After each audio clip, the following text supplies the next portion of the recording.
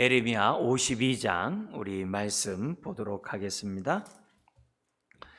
구약 1140페이지 에레미야 52장 우리 11절까지 1절에서 11절까지 말씀 한 절씩 교도하시겠습니다. 시드기야가 왕위에 오를 때의 나이가 21세라 예루살렘에서 11년 동안 다스리니라. 그의 어머니의 이름은 하무달이라 림나의 인 예레미야의 딸이더라. 그가 여호야김의 모든 행위를 본받아 여호와 보시기에 악을 행한지라. 여호와께서 예루살렘과 유다에게 진노하심이 그들을 자기 앞에서 쫓아내시기까지 이르렀더라. 시드기야가 바벨론 왕을 배반하니라. 시드기야가 제9년 열째 달 열째 날에 바벨론 왕 느부갓네살이 그의 모든 군대를 거느리고 예루살렘을 치러 올라와서 그 성에 대하여 진을 치고 주위에 토성을 쌓음에 그 성이 시드기야 왕 제11년까지 포위되었더라. 그의 넷째 달 9일에 성중에 기근이 심하여 그 땅 백성의 양식이 떨어졌더라. 그 성벽이 파괴되매 모든 군사가 밤중에 그 성에서 나가 두 성벽 사이 왕의 동산 견문 길로 도망하여 갈대아인들이 그 성읍을 에워쌌으므로 그들이 아라바 길로 가더니 갈대아 군대가 그 왕을 뒤쫓아가서 여리고 평지에서 시드기야를 따라 잡음에 왕의 모든 군대가 그를 떠나 흩어진지라. 그들이 왕을 사로잡아 그릇 하맛 땅 리블라라에 있는 바벨론 왕에게로 끌고 가매 그가 시드기야를 신문하니라. 바벨론 왕이 시드기야의 아들들을 그의 눈 앞에서 죽이고 또 니블라에서 유다의 모든 고관을 죽이며 갇혀 시드기야의 두 눈을 빼고 노사슬로 그를 결박하여 바벨론 왕이 그를 바벨론으로 끌고 가서 그가 죽는 날까지 옥에 가두었더라. 아멘. 52장 에레미야의 마지막 장입니다. 오늘 말씀의 제목은 하나님을 항상 먼저 말씀하신다 라는 주제로 오늘 에레미야의 말씀 마지막을 보도록 하겠습니다.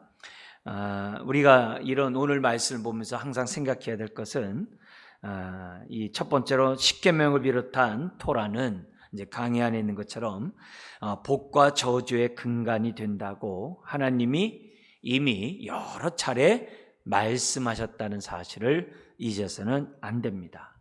십계명을 비롯한 율법, 토라의 그 모든 말씀은 복과 저주의 근간이 돼요. 어떤 자가 하늘의 언약의 축복을 누리는가? 말씀에 순종하는 자. 어떤 자가 못 누리는가? 불순종하는 자. 이런 사실을 하나님은 누누이 말씀해 오셨어요. 그걸 우리들이 다시 한번 이 시간에 생각했으면 좋겠습니다. 그래서 유다의 멸망은 이미 예고되어 있어요. 그 당시 시드기야 시대뿐만이 아니라 이미 신명기나 이미 출애굽기에 있는 그런 이 말씀들을 통해서 이제 모세오경이겠죠. 오경의 그런 말씀들을 통해서 이미 이렇게 살면 바벨론 포로로 갈 수밖에 없다. 이미 말씀하셨어요. 그게 이제 신명기 28장이거든요. 그러니까 하나님의 언약의 축복을 누리지 못하는 순서들이 있어요. 멀리서부터 가까이 나에게 이렇게 재앙이 임해요. 그러다가 어디까지 가냐면은 바벨론 포로로 끌려가는 거예요. 그게 이제 바벨론 포로인 거예요.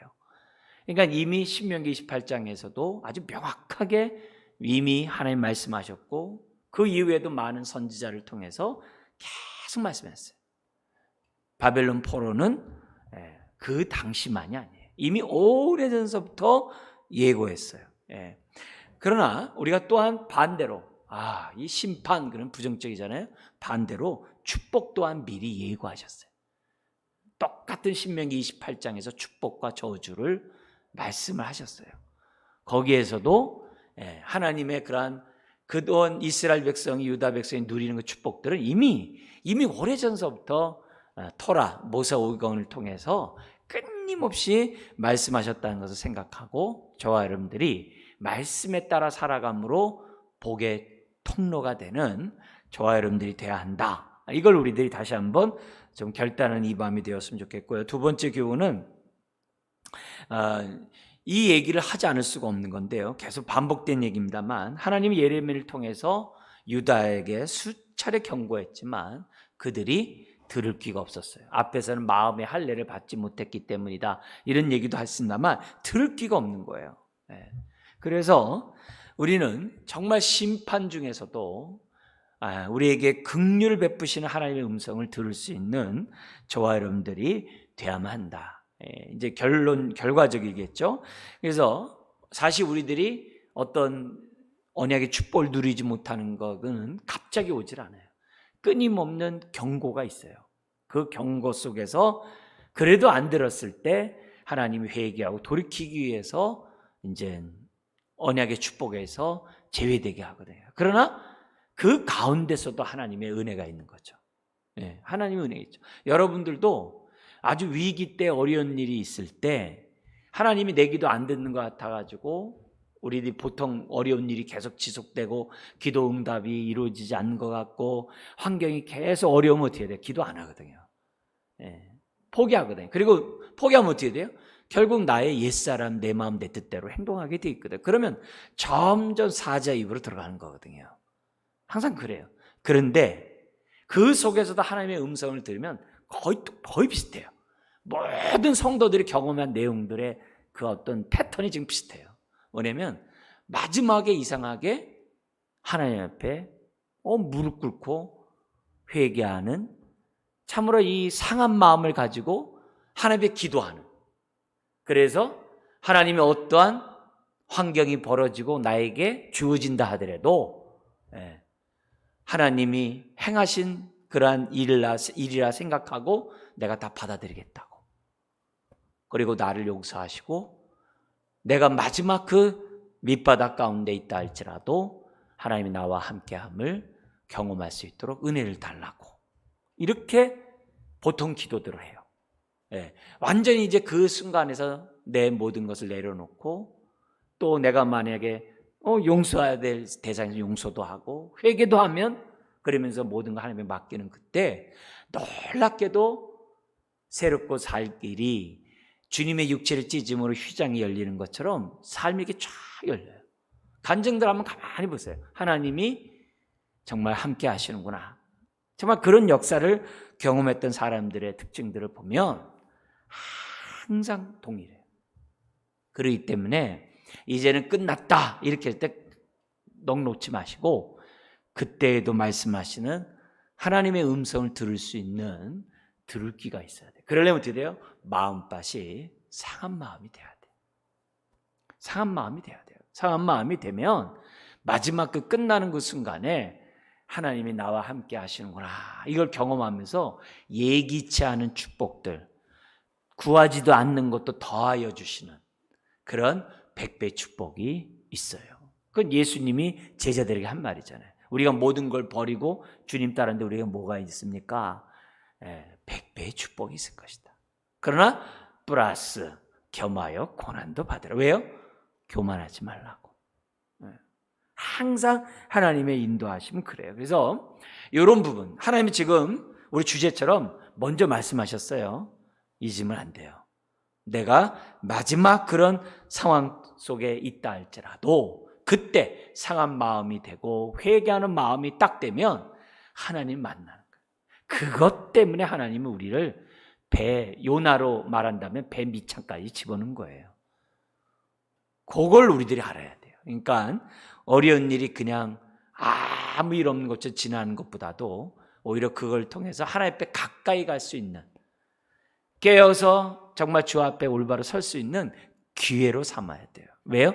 그게 하나님의 인도 방법이거든요. 세 번째 교훈은 사실 하나님은 심판보다도 축복을 원하시는 분이라는 사실을 잊어서는 안 됩니다. 그래서 마지막 우리 읽지 않았으나만 52장 마지막에 두 번째 바벨론 포로로 끌려갔던 여호야김의 아들이에요.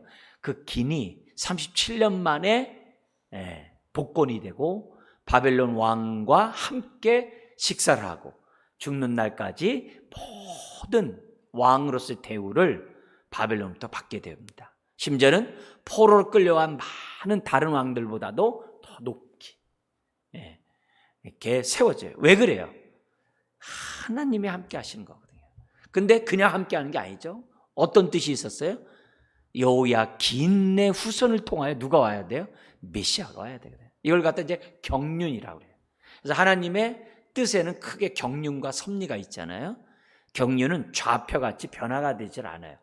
창조, 타락, 구속, 재림과 함께 완성. 이 가장 큰 물줄기는 이 경륜은 바뀌는 게 아니에요. 그러나 섭리는 우리들의 믿음에 따라 왔다 갔다 해요.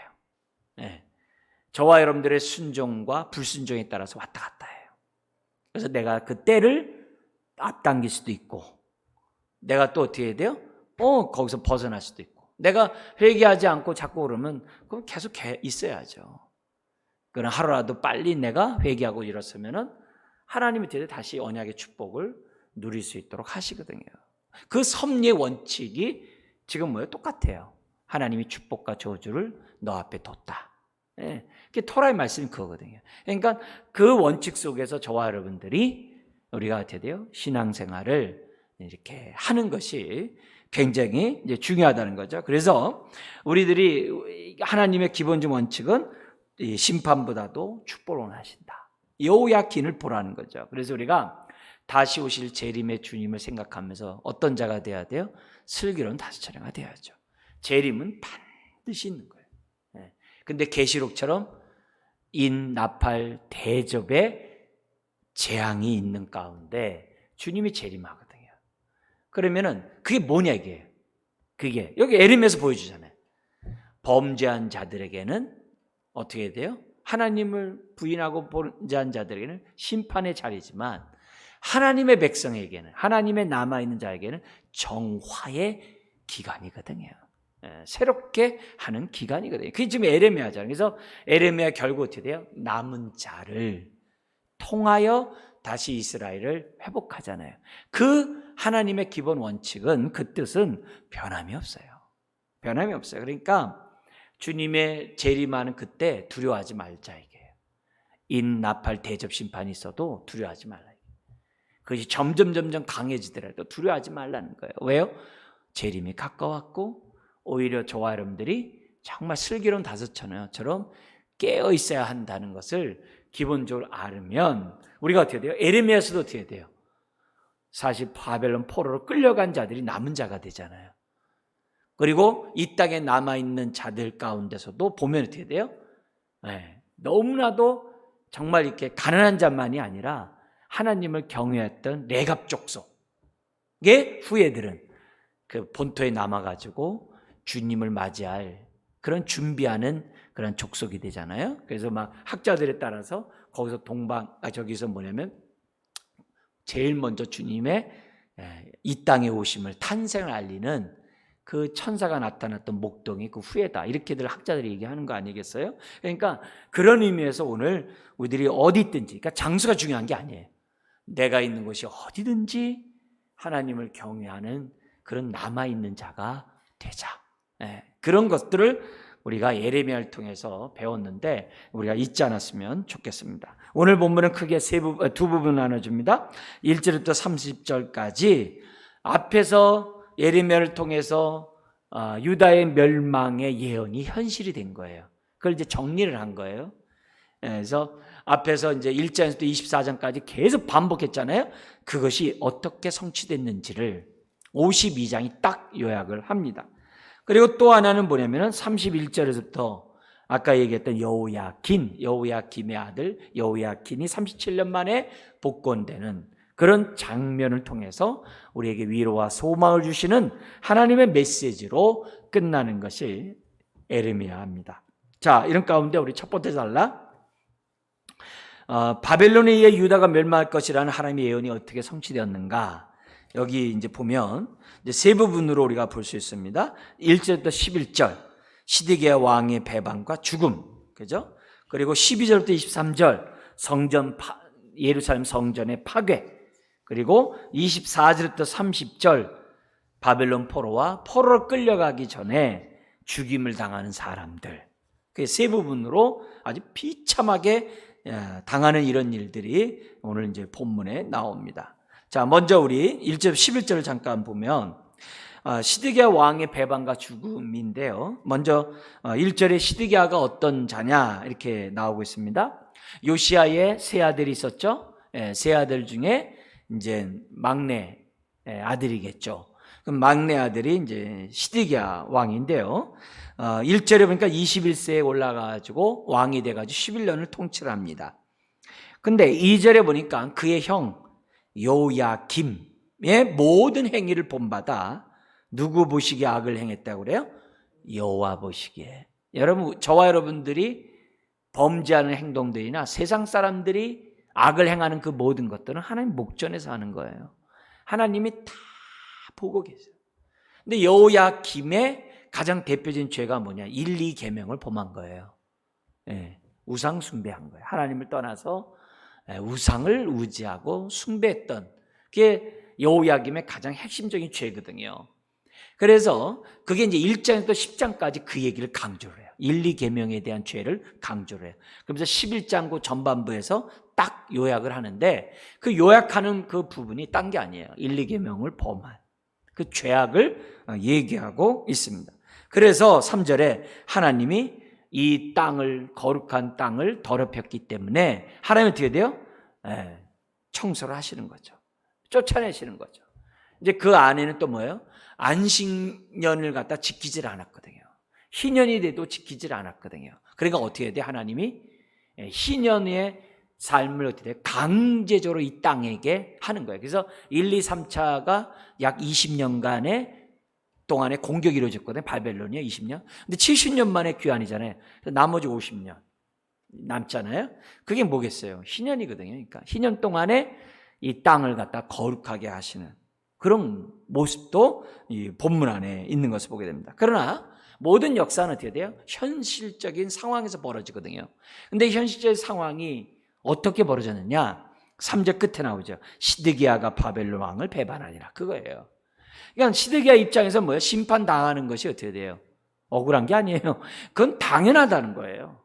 그러니까 삶의 현장에서 재앙이 임하는 거거든요. 그러니까 저와 여러분들이 시드기야처럼 하면 안 되는 거죠.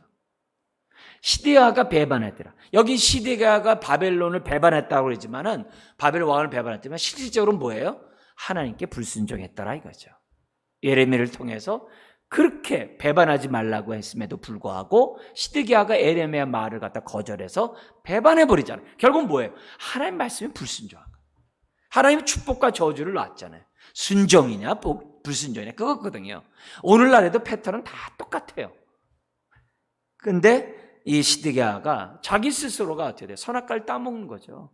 범죄를 범한 그 모습인 거죠. 그 결과 여기 11절까지가 어떻게 돼요? 죽임을 이제 당하게 되죠.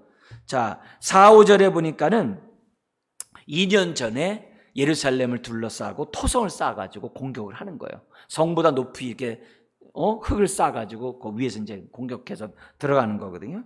그리고 나서 6절에 보니까는 기근이 임해서 먹을 양식이 다 떨어진 거예요. 너무나도 2년 동안 이렇게 둘러매고 있으니 얼마나 무섭겠어요. 그 당시 요세푸스 이런 사람이 쓴 역사 그래 보면요, 그 몰래 나갔다가 붙잡혀서 죽은 사람이라든지 죽어서 기근으로 죽은 사람들을 성 밖으로 던졌다는 이런 글들이 막 나오거든요. 정말 무서운 끔찍한 그런 일들이 역사 속에 역사가들은 기록하고 있거든요. 자, 그리고 7절부터 9절에 왕이 몰래 항상 성 있으면 비밀 통로가 있잖아요. 그 비밀 통로로 왕을 비롯한 왕을 수호하는 그런 군인들, 가족들이 도망가다가 아라바 광야길에서 붙잡히게 됩니다. 그러니까 요단강을 건너가기 전에 잡힌 거예요. 근데 사실 그쪽 모압 암몬 지역으로 도망가봤자 거기도 다 바벨론의 압제하에 있었기 때문에 침략을 당하고 있었기 때문에 살 길이 없어요. 살 길은 뭐예요? 하나님 말씀에 순종하는 것밖에 없었던 거죠. 그러자 10절부터 11절에 시드기야가 보는 그 앞에서 아들들을 죽여요. 그리고 두 눈을 뽑아가지고 바벨론을 끌어가서 죽을 때까지 감옥에 있다가 끝납니다. 그게 시드기야예요. 그러니까 하나님의 말씀, 생수의 근원이신 하나님을 떠나서 스스로 살고자 한 그 인생은 아무리 웅덩이를 파도 물을 저축하지 못할 터진 웅덩이라 했어요. 예레미야 2장 13절이 시드기야의 모습에서 나타나고 있는 거죠. 자, 이런 걸 통해서 우리가 좀 생각해야 될 것이 뭐냐면 이 비참한 이 결과가 시드기야 왕만 아니라 그의 가족과 백성들에게도 임하게 됐던 거죠. 도대체 왕은 왜 예레미야의 경고를 듣지 않고 무시했던 것인가? 여러 가지 적용도 있겠습니다만 오늘은 특별히 이 적용을 하고 싶어요. 무슨 적용이냐면은 왕은 자기 스스로 하나님의 뜻을 분별할 수 있는 능력이 결여되어 있기 때문에 하나님의 뜻을 분별할 수 있는 능력이 없기 때문에 다른 말로 하면은 의존적인 사람이었어요. 자기 스스로 하나님의 뜻을 지각을 사용함으로 연단을 받아 선악을 분별할 수 있는 사람으로 자라가야 되는데 어린아이같이 의존적인 사람이었어요. 의존적인 결정을 하는 왕이었던 거예요. 왜 그러냐? 왕의 주변에 고관들이나 왕의 주변에 정말 이 군사령관이나 힘 있는 사람들이 다 뭐예요? 우상숭배자들이었거든요. 우상숭배자들. 그리고 그 우상숭배가 성전 안에까지 가득했었거든요. 그게 에스겔이 보여주잖아요. 에스겔이 그걸 계속 얘기해 주잖아요. 주변에 강대국의 모든 우상들이 다 와 있거든요. 그러니까 주변이 그러니까 어떻게 돼요? 시드기야가 그 사람들의 말을 따라가는 거예요. 그러니까 자기 스스로 뭔가 결정할 수 있는 자가 아니라 사람이나 환경 주변에 따라가는 자였다는 거예요. 그리고 또 누가 있었어요? 거짓 선지자들이 있었잖아요. 거짓 선지자. 어떤 거짓 선지자? 절대 예루살렘 성은 무너지지 않고 하나님이 수일 내에 부흥시킬 것이고 하나님이 다시 이 나라를 통해서 저 대적들을 없앨 것이다 라고 거짓 선지자가 설교를 했을 때 마음이 뜨거운 거예요. 백성들이 회개할 생각은 안 하고 다 뭐예요? 하나님 말씀에 순종하는 게 중요하잖아요. 그건 없이 그냥 요행만 바라는, 그냥 정말 잿빛 희망만 바라는 그런 신앙을 갖고 있었다는 거예요. 그러니까 선지자, 거짓 선지자가 하는 말을 들을 기가 없는 거예요. 분별할 수 있는 능력이 없어요. 그런데 그것만이 아니라 오늘 보니까 그 결과가 2절이 나온 거예요. 여호야김의 모든 행위를 본받아 여호와 보시기에 악을 행했더라. 즉 여호야김의 행위를 본받아가지고 악한 자이기 때문에 자기 자신을 어떻게 돼요? 악한 자이기 때문에 하나님의 뜻을 분별할 수가 없었던 거죠.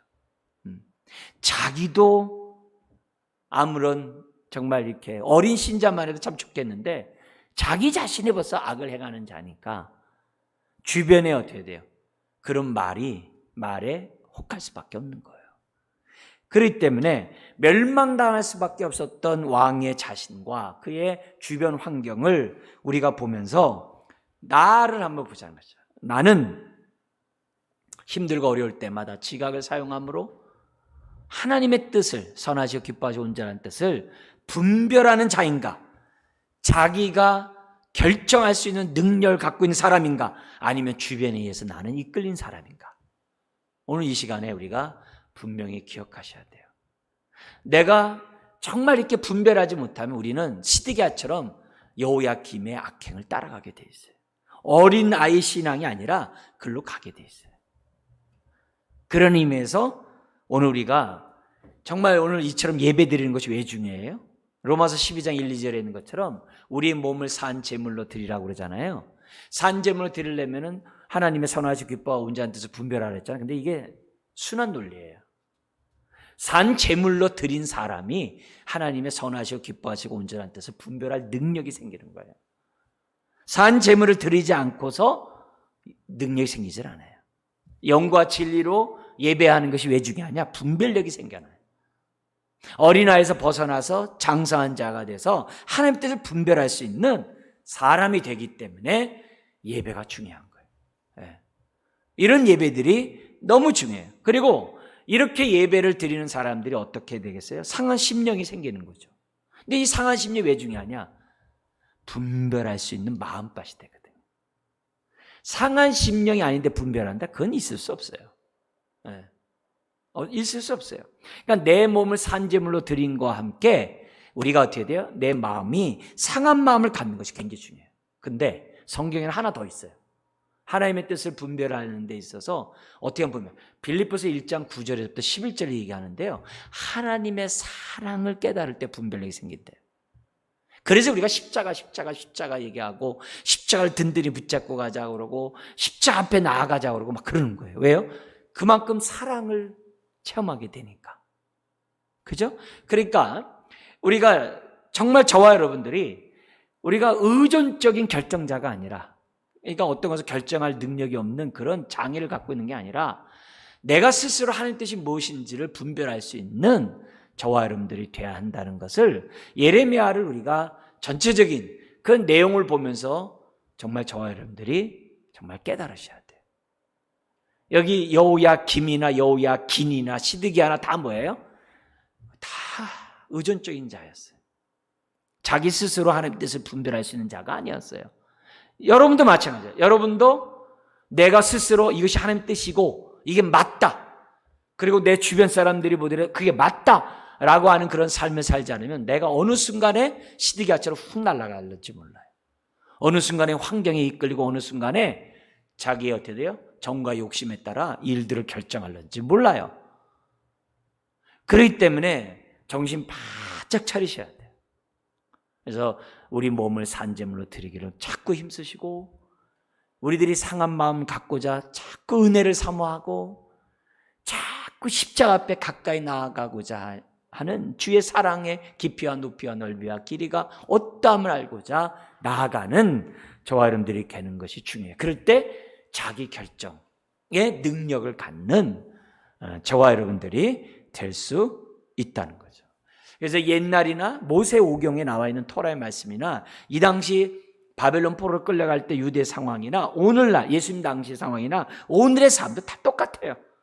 여호야김이나 시드기야처럼 행동하면, 즉 하나님 보시기에 악을 행하면 끝이에요.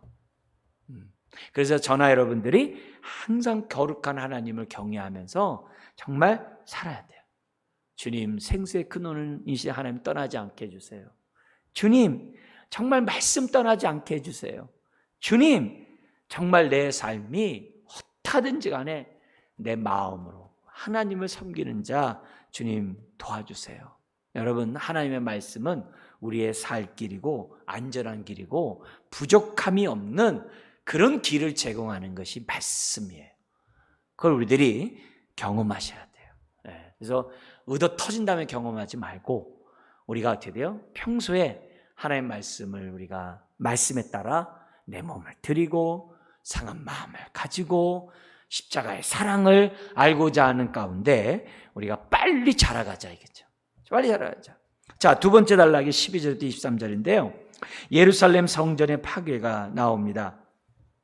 12절부터 16절에 정말 이 바벨론 왕 느부갓네살 왕이 19번째 해 5째 달 10째 날에 뭐냐면 왕의 시위대장, 근위대장이 예루살렘 입성해서 아주 철저하게 파괴해버립니다.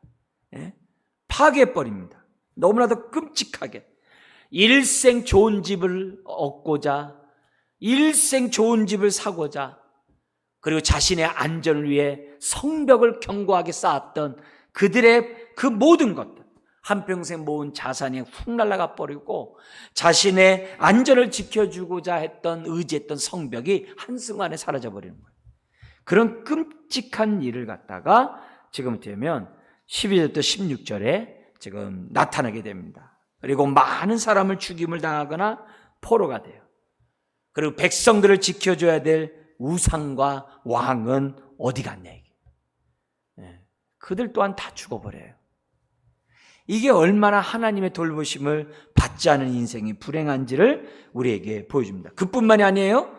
거기 이제 그 17절부터 23절에 보면은 성전 기구 모든 것이 다 못해요? 약탈돼 버려요. 약탈당하는 끔찍한. 이걸 보면서 솔로몬이 얼마 마음 아팠겠어요. 하늘나라에서. 예? 여러분, 정말 이런 후손이 우리 가운데 나타나지 않도록 해달라고 기도해야죠. 이런 후손이 우리들의 삶 가운데, 우리 후손들 가운데 생겨나지 않도록 주님 도와주십시오. 솔로몬의 그 영광이 이렇게 한순간에 사라져버리는 이런 삶이 어떻게 일어날 수가 있겠냐 이게요. 있을 수 없는 거죠. 심지어는요, 거기 24절부터 27절에 보니까요, 대지상을 비롯한 제사장들도 자기 몸 하나 지킬 수가 없었어요. 다 죽어요. 군사령관도 역시 어떻게 돼요? 다 죽어요. 네. 이런 모습을 지금 뭐냐면 철저하게 파괴되는 이런 모습을 보게 됩니다. 자, 그런데 항상 하나님은 어떻게 돼요? 남은 자의 은혜가 있죠. 심판 가운데 긍휼함이 있죠. 그게 어디 있어요? 15절, 16절, 특히 16절 한번 읽어볼까요? 가난한 백성은 남겨두어 포도원을 관리하는 자와 농부가 되게 하였더라. 아멘이죠. 에레미야 35장의 레갑 족속의 자손들이 평생 동안 뭐 하지 않는다 그랬어요? 포도주 안 먹겠다. 중동에서는 음료죠. 유럽에서도 마찬가지고 오늘날 우리나라에서도 뭐 그런가 합니다만 포도주를 마시지 않고 왔다. 그리고 뭐냐면 살 집도 짓지 않겠다. 장막에 할 것이지 집을 지면 욕심이 생기고 안주하게 되고 사명을 잃어버린다고 해가지고 살 집 짓지 않겠다. 그리고 또 뭐냐면 포도원이나 밭이나 종자도 가지지 않겠다. 하루하루 하나님 바라보며 살겠다는 거예요. 내일 일은 난 몰라요. 정말 선한 목자의 손길만 바라보면서 나는 살겠다. 그러면서 장막에 살면서 자기 조상 요나답이 명령한 대로 살겠다고 했던 레갑 족속 300년 넘도록 예레미야 시대에 300년 넘도록 지금 지키고 있는 얘기거든요. 이런 사람을 하나님이 남겨뒀겠죠. 가난한 자니까 이들이. 뿐만 아니라 하나님은 또한 이래요. 남아있는 사람들을 위해서 총독, 유다 사람 중에 총독, 유다 총독 그다랴를 세워놨는데, 그래서 몇 년 동안 막 너무나도 다시 에덴 동산 회복되듯이 좋았잖아요. 그런데 앞불사 폐잔병, 지금 왕과 함께 도망갔다가 다른 데 도망갔던 군인들 있잖아요. 이들이 와가지고서 반란을 일으켜가지고 이 총독까지 죽이잖아요. 그래서 애굽으로 도망갈 수밖에 없는, 정말 그때 에레미야도 끌려가잖아요. 자기 동족에게. 이런 비참한 일이 어쨌든 벌어지지만 그래도 그때 유다 총독 그다랴까지 하나님이 베풀어 놓으셨던 이런 모습들. 그래서 결과적으로 이렇게 보면은 하나님이 어디 있든지 간에 어떤 환난을 당하든지 간에 하나님이 정말 하나님을 경외하는 자들을 항상 이렇게 돌보시고 보호하시고 지키시고 인도하시는 그런 모습을 이게 보여줍니다. 그래서 우리들은, 저나 여러분들 항상 조심해야 될 게 뭐냐면 이 장소가 하나님이 계시는 거야. 물론 그 말을 갖다가 쓴다고 틀렸다는 말이 아니에요. 그러나 조심해야 돼요. 우리가 뭐야? 아무리 장소가 하나님이 함께한 곳이라 할지라도 내가 은혜 받을 마음밭이 아니면 소용없는 거예요. 그러나 아무리 바벨론 포로로 끌려갔어도 내 마음이 은혜 받을 마음밭이 되면 어떻게 돼요? 다니엘과 세 친구가 축복을 받는 거예요. 그걸 잊으면 안 돼요. 그러니까 장소나 이런 데 연연하면 안 돼요. 중요한 건 내 마음에 얼마나 하나님의 임재가 있도록 깨끗한 마음밭을 갖고 있느냐, 부드러운 마음밭을 갖고 있느냐, 이게 중요하다는 것을 지금 성경 우리들에게 가르쳐줍니다. 자, 그러면서 24절부터 30절에 포로로 끌려간 사람들과 끌려가기 전에 죽은 사람들의 명단이, 사람들의 모습이 나옵니다. 자, 여기 그 24절에 보면 24, 27절까지는 성 안에서 붙잡혀 포로가 되었지만 바벨론 왕에 의해서 죽은 자들이 나와요. 끔찍해요. 24절에 보니까 대제사장, 그리고 부제사장, 그리고 성전 문지기 3사람. 그런 사람들, 일반 사람들이 감히 있지 않는 그런 사람들이죠. 그 장소죠. 거기 사람들이 잡혔어요. 25절에 보니까는 사람들이 잡혀도 누구냐? 거기 보면은 지휘관 한 사람이라고 했는데 거기 이라고 써있고 밑에 환관이라 되어 있잖아요. 그러니까 왕 옆에 여러 환관이 있었는데 그 환관 가운데 뭐냐면은 무기를 다루는 군인들이 있었어요. 그래서 그 군인의 거기 뭐냐면 지도자를 말하는 겁니다. 지휘자. 그리고 왕의 넷이 7명. 그리고 군인 전체를 감독하는 군 지휘관의 서기관 1명. 유다 전체 군인을 총괄하는 그런 사람이거든요. 그런 사람. 그리고 평민 60명이 성 안에 남았는데 다 죽어요. 그게 26절, 27절에 여기 왕 앞에, 바벨론 왕 앞에 갔다가 다 죽임을 당하는 이런 끔찍한 일이 벌어지게 됩니다. 그리고 28절부터 30절에 보면 포로를 끌려간 그 숫자가 4,600명이 기록되어 있습니다. 28절에 느부갓네살 그 제7년. 그럼 제7년이기 때문에 뭐예요? 2년 때, 이것보다 뭐냐면 5년 전에 뭐가 있었어요? 여호야김 시대 때에도 다니엘이 끌려간 게 있었거든요. 다니엘. 그건 안 나왔어요. 여기 보니까 7년에 뭐냐면 이제 여호야긴 시대 때 끌려간, 그때 누가 끌려가냐면 에스겔이 끌려가잖아요. 여호야긴 왕하고. 그때 숫자가 뭐냐면은 3,023명. 그 다음에 18번째 해가 이제 이게 3차 바벨론 포로겠죠. 832명. 그리고 요 30절은 뭐냐면 연도수를 볼 때 23년이라 했기 때문에 언제 때냐면은 그 유다 총독을 죽이고 반란이 일으켜가지고 애굽으로 도망갔을 때 뭐냐면 바벨론이 들어와가지고 애굽까지 공격해가지고 조공을 받잖아요. 그때 남아있는 끌려간 그 숫자가 745명. 그래서 4,600명. 이게 더 많은 거죠, 훨씬. 그러니까 지금 이 3차의 그런 공격으로 인해서 바벨론에 의해서 유다는 완전히 멸망해버리는 그런 장면을 우리가 지금 52장에서 우리가 보고 있습니다. 자, 이런 가운데 유다 시드기야 왕을 비롯한 유다 사람들이 왜 이렇게 예레미야의 이런 선지자의 말을 이렇게 듣지 않았는가? 여러 가지 앞에서도 시드기야 주변에 자기 결정 능력이 없는 의존적인 사람이고 여호야김의 그러한 죄악을 담았다라고 시드기야 자신들에게 얘기를 했어요. 근데 좀 더 넓게 그 당시 유다 사람들 전체가 어떤 신앙을 갖고 있었기 때문에 예레미야의 말을 갖다가 듣지 않았는가? 우리가 아까 시드기야가 여호야김의 우상 숭배에 따랐다. 이건 뭐 근본적인 얘기고, 근데 요거 외에 뭐가 있었냐면은 이게 있었어요. 하나님이 계신 성전은 절대 망하지 않는다는 맹신이 있었어요. 헛된 신앙이 있었어요. 근데 하나님은 다 무너뜨린다고 하셨거든요. 예수님도 돌 위에 돌 하나 남지 않고 다 무너뜨리라 했거든요. 근데 그렇게 말한 예수님을 대제사장을 비롯한 유대인들이 예수를 못 박아 죽이잖아요.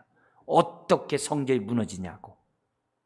그러니까 잘못된 자기 나름대로의 생각이지 하나님의 뜻이 아니에요. 하나님의 뜻이 아니에요. 우리도 이런 신화에 사로잡혀서 저와 여러분들이 살아갈 수 있어요. 그래서 저와 여러분들이 눈에 보이는 성전이 무너지냐 안 무너지냐 그게 아니에요. 성전 안에 있어도 에스겔처럼 하나님의 영광이 떠날 수도 있어요. 그러나 바벨론 포로로 끌려가서도 하나님의 영광이 함께 할 수도 있는 거예요. 그러니까 어느 장소에 따라서 신앙생활은 이 신화에 빠지면 안 돼요. 위험해요. 위험해요. 그러니까 이거를 항상 조심해요. 에베소 교회도 무너졌다니까요. 재건하지 못하고 있잖아요, 아직이요. 그죠? 그러니까 여러모로 우리가 계시에 나와 있는 그 사랑받는 그러한 교회들도 무너져서 없어졌다는 사실을 저와 여러분들 잊었어요. 두 번째는 뭐냐면은 어떤 또 맹신이 있었냐면은 하나님은 자기 백성을 결코 버리지 않는다는 맹신에 있었어요. 물론 하나님 버리지 않으세요. 네? 그러나 어떻게 돼요? 자기 백성을 버리지 않는데 그 자기 백성 누구예요? 하나님을 경외하는 자죠. 하나님을 경외하지 않는 자기 백성을 갖다가 하나님이 돌보겠어요? 예수님이 요한복음 8장에서 유대인들을 향해서 그러잖아요. 너희 아비는 마귀니라. 요한복음 8장 44절에 그러잖아요. 유대인들이 자신들이 하나님의 백성을 생각하고 있는데 예수님이 뭐라 그래요? 너희 아비는 마귀라고 그랬거든요. 그러니까 우리가 내가 하나님의 백성인지 아닌지 하나님이 하는 거지 내 스스로 어떻게 돼요? 말씀이 떠난 삶을 살아가 놓고 생색구는 삶을 떠나서 살아가 놓고 나는 하나님이 나를 안 버리겠다. 그게 안 되는 거죠. 그래서 거짓 선지자가 그걸 치고 들어왔거든요. 성전은 절대 무너지지 않습니다. 하나님의 백성은 버리지 않습니다. 거짓 선지자가 그 규절을 가지고 들어온 거예요. 그들의 마음은 하나님을 떠난 우상숭배자인데. 그죠? 그러니까 저와 여러분들이 헛된 신앙, 맹신을 우리가 갖고 신앙생활할 것이 아니라 항상 저와 여러분들이 상한 마음, 항상 말씀과 함께하는, 항상 내 몸을 드리기에 힘쓰는 그런 삶들을 저와 여러분들이 살아야만 한다는 것을 지금 성경은 지금 우리들에게 종합적으로 경고하고 또 권면하고 교훈하고 있는 거죠. 자, 그리고 나서 우리가 이제 하나님의 이런 모습 속에서 이 끝나면 얼마나 저하겠어요. 근데 성경은 항상 뭘로 끝나요?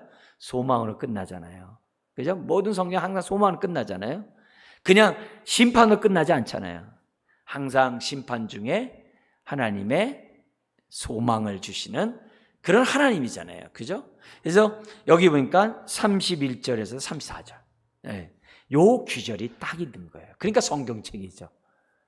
네. 그러니까 성령님에 의해서 어떻게 돼요? 기록된 거죠. 하나님이 이걸 우리들에게 보여주고 있다는 거죠. 그래서 앞으로 인나팔 대접 심판이 이 세상에 불어닥쳐도 우리 지금 코로나 조금 맛보고 있잖아요. 이런 거 불어닥치더라도 항상 우리 잊어서는 안 될 게 뭐예요? 31절, 34절. 이거 잊으면 안 돼요. 항상. 그래서 우리의 삶에는 절망이 없어요. 낙심이 없어요. 포기가 없어요. 기도를 내려놓을 이유가 없어요. 항상 우리는 마지막 절망의 순간에서도 거기에 함께 하신 주님을 볼 수 있는 마음밭을 달라고 기도하셔야 돼요. 그래서 31절에 보니까는 사로잡혀간 지 37년. 그죠? 그래서 느부갓네살 왕이 죽고 그의 아들이 왕이 됐어요. 이때는 벌써 어떻게 돼요? 127개가 되는 이 주변에 이 애굽까지 그 넓은 지역을 갖다가 이미 다 평정할 때예요. 그리고 다니엘이 혁혁한 공을 다 세우고 있었던 그런 때예요. 응? 아시겠죠? 그런 때예요. 바벨론 포로에서 1차 귀환할 때 다니엘이 살아있다라고 추측을 하거든요. 90대 초반. 그렇게 우리가 생각해 본다고 한다면 이때 이런 여호야긴이 나오게 된 이유도 당연히 어떻게 돼요? 다니엘의 영향력이 컸을 것이다. 이렇게 우리들이 생각해 볼 수가 있는 거죠. 그리고 32절에 34절은 석방한 것만이 아니라 왕의 대우를 해줘요. 왕이 대우죠. 그리고 왕이 가나안 땅에 유다 땅이 다시 돌아오려고 하더라도요, 백성이 없어가지고 위험해요.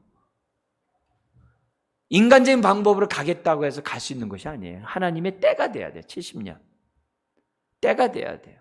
네. 다니엘도 예레미야의 말씀에서 70년 만에 회복하겠다는 말씀을 듣고 어떻게 돼요? 세일에 21일 동안 하나님 앞에 부르짖으며 기도하잖아요. 그잖아요? 그러니까 그 세일의 기도가 그래서 나온 거 아니에요? 지금 우리 한국교회 세일의 기도가. 그러니까 그런 부분들을 아마 이런 얘기들이 왕하고 교감할 수 있는, 우리가 그냥 추측이지만 생각해 볼 수 있다는 거죠. 그래서 죽는 날까지 하나님의 축복 가운데. 그러니까 결국 요걸 통해서 우리가 개인적 여호야긴을 하나님이 위로하셨다. 이것도 되겠지만은 항상 뭘 생각하자고? 하나님 뜻에는요, 경륜과 섭리를 생각하자. 변하지 않는 큰 경륜, 그죠? 메시아가 이 땅에 오셔야 한다고 하는 하나님의 그 경륜, 그걸 위해서 하나님이 여호야긴을 남겨두신 거죠. 왕의 계보를 따라. 왜냐면 이게 여호야김의 아들이거든요. 시드기야는 삼촌이에요.